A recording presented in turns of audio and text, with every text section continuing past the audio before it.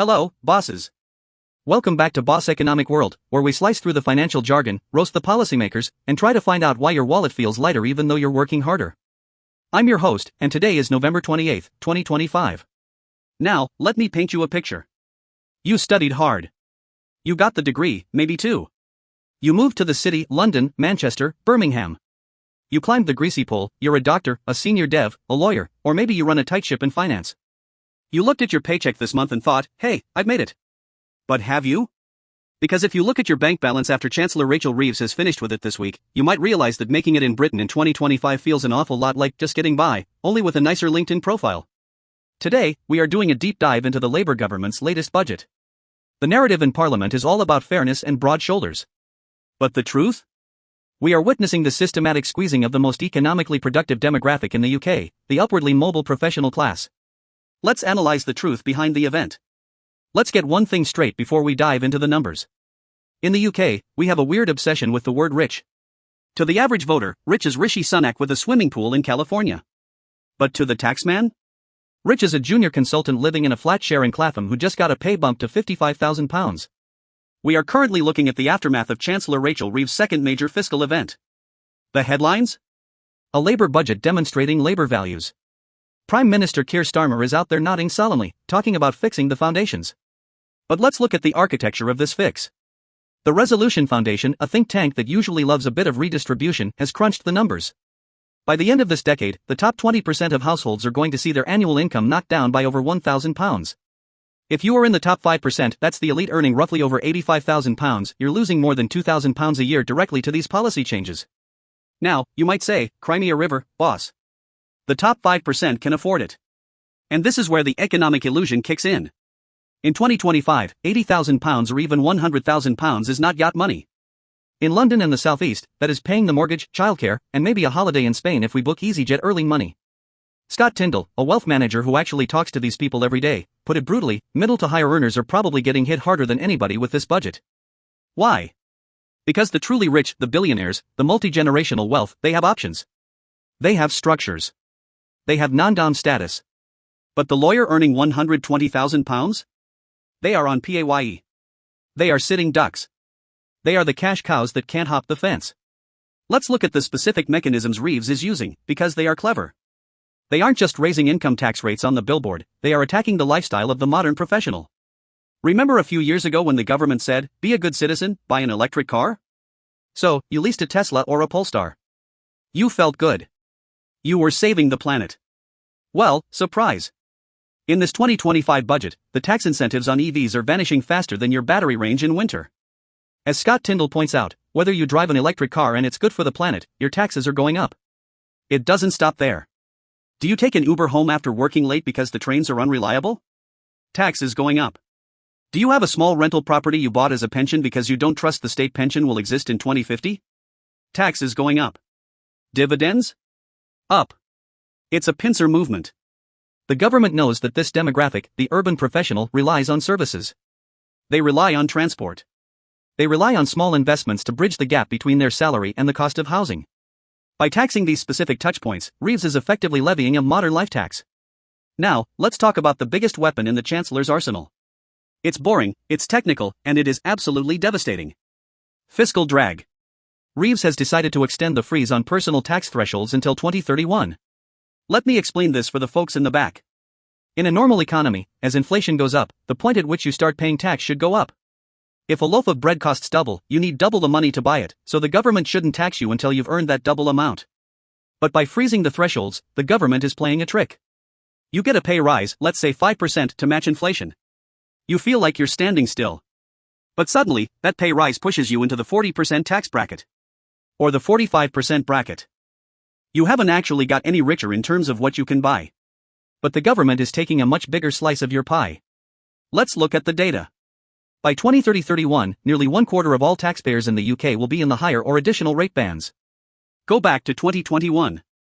That number was only 15%. Think about that. Being a higher rate taxpayer used to mean you were doing exceptionally well.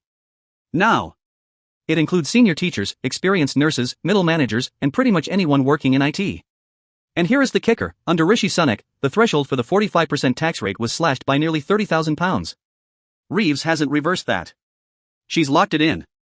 She has taken the conservative stealth tax and painted it red. This creates a massive distortion.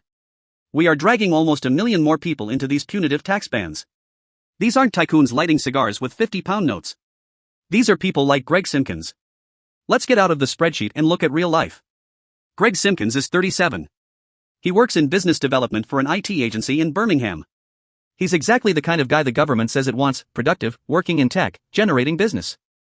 Greg told reporters this week it's a disincentive to earn more. Knowing that thresholds are not moving in line with inflation, I would say it's a net negative. This is the economic concept of the marginal tax rate. If Greg works an extra hour, or closes an extra deal, how much of that money does he actually keep? Between income tax, national insurance, student loan repayments, and the tapering of child benefits, some professionals in the UK are facing effective marginal tax rates of over 60% or even 70% on that extra pound earned. If you tell a human being, hey, work harder, take on more stress, and for every £1 you make, I'll let you keep 30 pence, what do? They stop working harder. Or they move to Dubai. Ali Simon, a co-founder of a wealth manager in London, is seeing this on the ground. He says, everyone's talking about the super rich leaving the UK, but anecdotally I'm seeing a lot of doctors and teachers. This is the brain drain. It's not just billionaires moving their family offices to Monaco. It's your consultant anesthetist moving to Perth, Australia. It's your senior software engineer moving to Austin, Texas. So, why is Reeves doing this? What is the logic? Tom Waters from the Institute for Fiscal Studies calls it the giveaway next year, takeaway in the long run. The government is using this money to fund immediate relief, scrapping the 2-child benefit cap, helping with energy bills. These are noble goals. No one wants children in poverty. But the economics of funding it are dangerous. They are balancing the books on the backs of the upper middle class, hoping that these people are too invested in their UK lives to leave. The analysis shows the top half of households will shoulder the bulk of tax rises. The system is becoming incredibly progressive, which sounds nice, until you realize the broad shoulders are starting to buckle. By the end of the decade, the UK's tax take is going to hit a record high of 38% of economic output. That is up from 35% in 2024. We are moving towards a European-style high-tax economy, but, and this is the crucial part, without the European-style productivity or public services to match. We are paying Scandinavian taxes for American infrastructure. Let's focus on a specific group, the Henrys. High earners, not rich yet. These are the people Harry Arnold represents. Harry is 37, a financial advisor, makes about £100,000. He lives in South London with 3 kids. Now, £100,000 sounds like a dream salary to many. But do the math on South London living. Take home pay after tax /NI/pension? Maybe £5,500 a month. Mortgage on a 3-bed house in Zone 3? £2,500. Childcare for the youngest? £1,200. Bills, council tax, travel? £800. Harry has £1,000 left for food, clothes, savings, and life for a family of 5. He is solvent, yes. But he is not rich. Harry's quote sums up the national mood for this demographic: you literally are quite a bit poorer than you would have been. I can't see things improving. His issue isn't just the tax. It's the lack of growth narrative. The budget is all about redistribution, moving the same pile of money from one pocket to another. It's not about making the pile bigger. If you are a high achiever, you thrive on optimism. You thrive on the idea that next year will be better than this year.